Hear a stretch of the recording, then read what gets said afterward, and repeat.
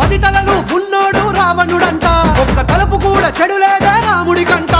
రామ రావణుల పెట్టి రామాయణ మాట గట్టి మంచి చెడుల మధ్య మనని పెట్టారంట.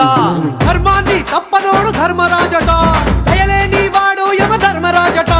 వీడి బాట నడవకుంటే వాడి వేటు తప్పదంటూ ఈ బతుకును నాటకంగా ఆడిస్తున్నారంట. రంగా రంగా రంగస్థలాన ఆడడానికంటే ముందు సాధనంటూ చెయ్యలేని ఆట బొమ్మలవు అంట. మనమంతా తోలు బొమ్మలవు అంట.